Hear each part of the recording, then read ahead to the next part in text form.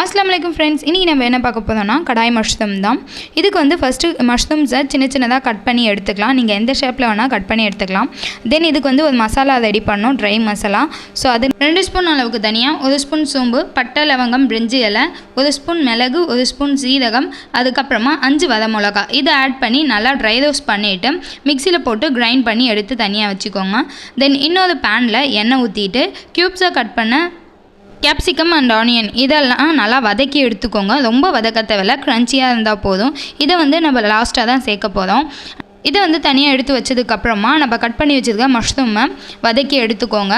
Because வெங்காயம் தக்காளி கூட வதக்கும் போது அவ்வளோவா க்ரன்ச்சி ஆகாது. ஸோ அதனால தான் இன்னும் கொஞ்சம் எண்ணெய் ஆட் பண்ணிக்கிட்டு மஷ்ரூமையும் ஆட் பண்ணிவிட்டு வதக்கி தனியாக எடுத்து வச்சுக்கோங்க. தென் இன்னொரு பேனில் எண்ணெய் ஆட் பண்ணிக்கிட்டு பட்டை லவங்கம் கிராம்பு பிரிஞ்சி இலை இதை ஆட் பண்ணிக்கிட்டு அது ஃப்ளேவருக்காக 4 பச்சை மிளகாவை கீரி ஆட் பண்ணிக்கோங்க. தென் 2 பெரிய வெங்காயத்தை நான் பொடிசாக கட் பண்ணியிருக்கேன், அதையும் இது கூட ஆட் பண்ணிக்கிட்டு உப்பு மஞ்சத்தூள் சேர்த்து நல்லா வதக்கி எடுத்துக்கோங்க. தென் 2 பெரிய தக்காளியை வந்து நான் பொடிசாக கட் பண்ணி வச்சுருக்கேன், அதையும் ஆட் பண்ண போகிறேன்.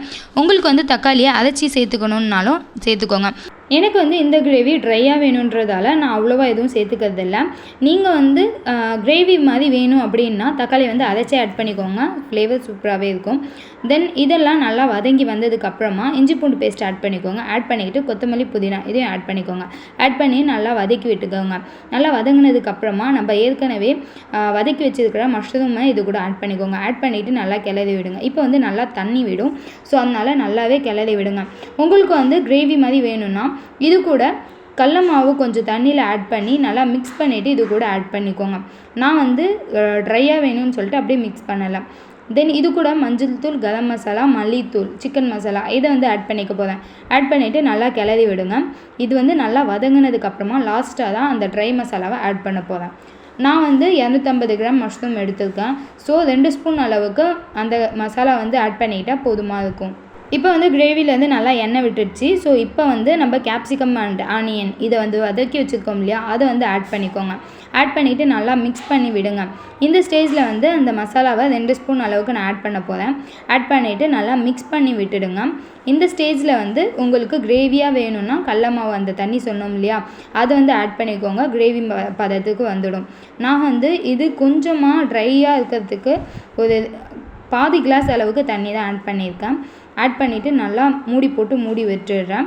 தென் 2 நிமிஷத்தில் என்னுடைய கடாய் மஷ்ரூம் ரெடி ஆகிடுச்சு. இது வந்து சப்பாத்தி, இடியாப்பம், பரோட்டா இது கூடலாம் வச்சு சாப்பிட்றதுக்கு சூப்பராக இருக்கும். எனக்கு இந்த டிஷ் வந்து அவ்வளோ பிடிக்கும். எப்போவுமே இந்த டிஷ் சமைக்கும் போது 2 சப்பாத்தி எக்ஸ்ட்ராவே உள்ளார போவோம், அந்த அளவுக்கு சூப்பராகவே இருக்கும். தென் இதை வந்து வீட்டில் நீங்கள் ட்ரை பண்ணி பார்த்துட்டு எப்படி இருக்குன்னு சொல்லிட்டு மறக்காமல் கமெண்டில் சொல்லுங்கள். உங்கள் வீட்டில் மஷ்ரூமே யாருக்கு பிடிக்காதுன்னு சொல்கிறவங்களுக்கு இந்த டிஷ் சமைச்சி கொடுங்க. இனிமேல் வாரத்துக்கு ஒரு தடவை இந்த டிஷ்ஷே கேட்பாங்க. தென் கடைசியாக இறக்கும்போது 2 பச்சை மிளகாவை கீரி இது கூட ஆட் பண்ணியிருக்கேன். டேஸ்ட்டு சூப்பராகவே இருக்கும். தென் புதினா கொத்தமல்லி தூவி இந்த டிஷ்ஷை சர்வ் பண்ணுங்க. தென் சப்பாத்தி கூட வச்சு என்னுடைய டின்னர் எனக்கு ஃபினிஷ் ஆகிடுச்சு. இந்த வீடியோ உங்களுக்கு பிடிச்சிருந்துச்சுன்னா லைக் அண்ட் சப்ஸ்கிரைப் பண்ணிவிடுங்க. தேங்க்யூ ஃப்ரெண்ட்ஸ், பாய்.